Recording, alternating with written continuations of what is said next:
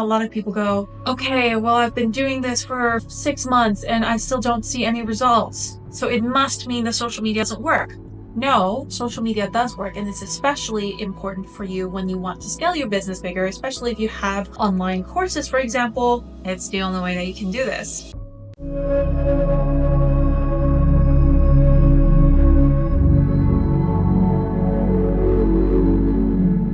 My name is Josephine Ting. I'm a social media strategist, connecting patients to healers through social media so that more people like me with chronic illnesses can get the healing they truly need. The do's and don'ts of social media marketing for holistic health practitioners. Figuring out social media is like going down a deep rabbit hole that constantly changes round and around. And like with anything, whether or not it's successful and impactful depends on how you use it, specifically targeting the demographic that you're trying to reach. Here are the do's and don'ts when it comes to social media marketing for holistic healers. Before you even start, do define your brand voice, meaning what is so unique about you? What is unique about what you're trying to share compared to everyone else in your field? So for example, if you're a traditional Chinese medicine doctor, you specialize in women's health, you specialize in neurology, you specialize in men's health even.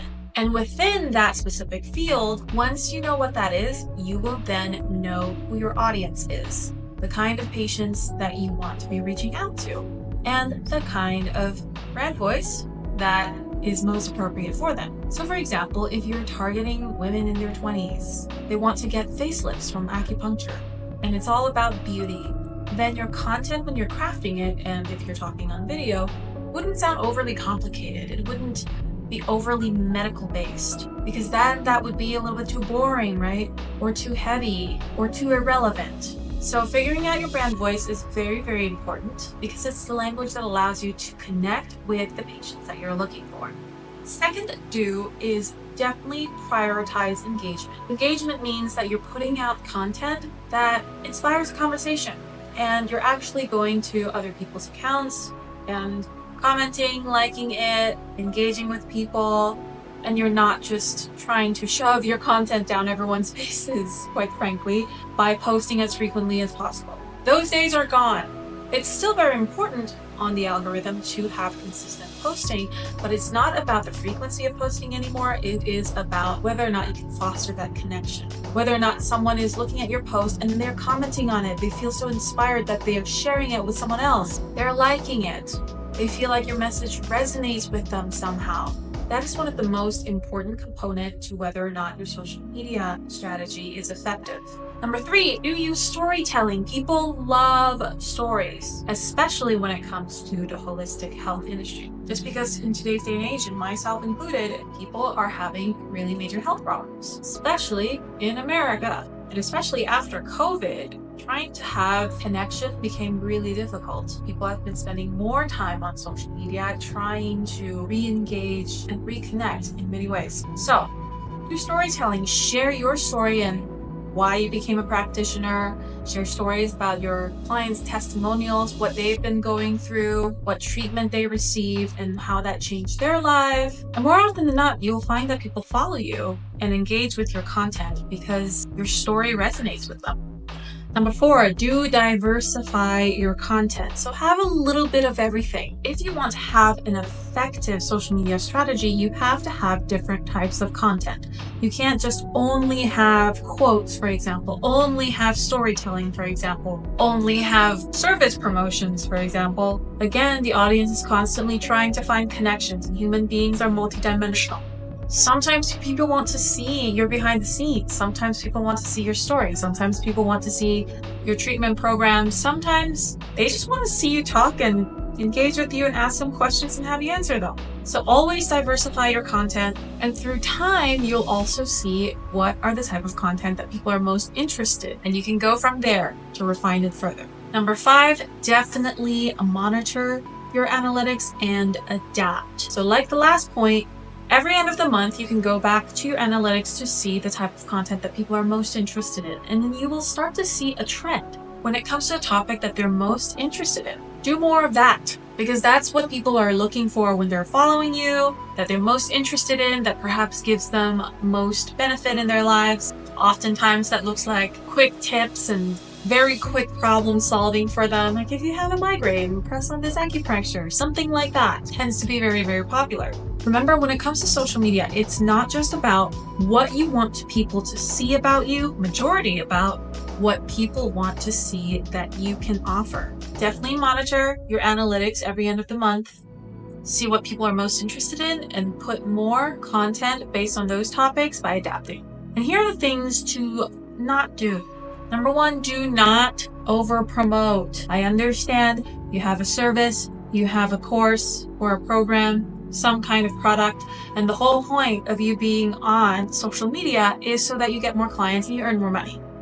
Totally understandable. But you will turn people away if you over promote on your account. If, let's say, 3 posts in a week are all about promotions of your supplements or of your product of something, it's annoying. Quite frankly, it's annoying. It's like having a salesman. Most people, when they're on social media, they're either on the sofa or in bed and ready to rest for the rest of the day. And they're just scrolling. And then this sales piece just gets shoved in their face. People will unfollow you if that happens too often. So don't promote too much. If people want to get your services, they will go into your profile, they will look at your website, they will reach out to you, but don't shove it on their face. Number 2, don't neglect the aesthetics of your social media platforms. Have a brand kit. Put together your colors, your fonts, alongside with your brand voice. Have something that's very, very concrete. Design it and make it beautiful. Social media platforms, especially platforms like Instagram, is all about aesthetics. It makes a huge difference. Have you ever scrolled on Instagram and then just have these ultra ugly posts? Random posts out of nowhere. It sounds super shallow, but nobody likes an ugly Instagram and nobody wants to follow an ugly Instagram. When a platform is comfortable to look at, a post is beautifully designed, it has a nice music that goes along with it. If you're creating a reel, for example, your face is very clear, audio is very crisp, then it's just a better viewing experience for the audience. And when people find it very nice to view your content, they will view more of your content, and so on and so forth. Not only that for your social media, but also for your website. Is your website something that is easy to use? It's beautiful to look at. It has a great user experience. The interface design is simple and very easy to use. It's easy to reach out to you and to contact you and to book a service. Experience is so important. So make sure that that part is well designed and don't overlook it. It makes a huge difference. Number 3, don't overlook SEO and hashtags. This is the part that changes a lot whenever there's algorithm updates. Post hashtags a year ago to 2 years ago is filling as much hashtags as possible, whereas now it's about eliminating as much hashtags as possible so that you just have maybe like 5 to 7 hyper-specific hashtags that has to do with your content. That continuously changes, but what doesn't really change is the use of SEO, which is search engine optimization. A lot of people nowadays actually uses TikTok and Instagram and YouTube even. So social media now is a search engine that a lot of people uses. For example, quick recipes, quick exercise tips. It's so easy to go in the search bar and just put in your questions and somebody has some kind of answer. I personally love to look at K-beauty products on YouTube Shorts.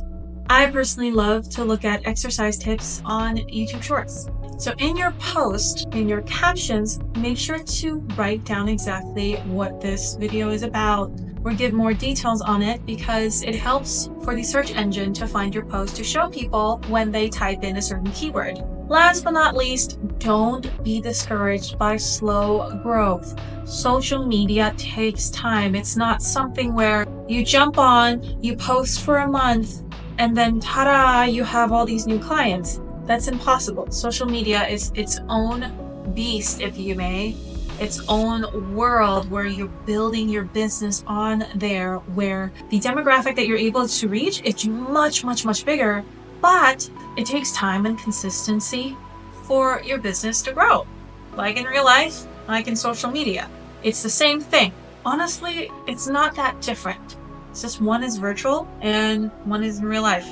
Now, of course, that leads to the question, a lot of people go, okay, well, I've been doing this for 6 months and I still don't see any results. So it must mean the social media doesn't work. No, social media does work, and it's especially important for you when you want to scale your business bigger, especially if you have online courses, for example. It's the only way that you can do this. It's one of the best way and one of the only ways that you can do this well. But it does take the right strategy. It does take the right business goals and alignment with your objective to do this effectively. And in order to do it right and effectively, it takes time to learn the kind of content that speaks, from putting together your branding kit and putting together your brand messages, start creating content, then pushing out the content, and then understanding what your audience like. All of that takes steps and consistency and learning. So the fact that you're watching this video right now, good for you. As long as you put time and there's consistency and you're producing high quality content, don't stop. You will get there. I always tell clients, give yourself at least 3 months to see if something is working or not. That's how long it takes to even just begin. Have that expectations, and then you won't be disappointed. Let me know if you have any questions down below. We call out all healers to spread their messages through the power of social media.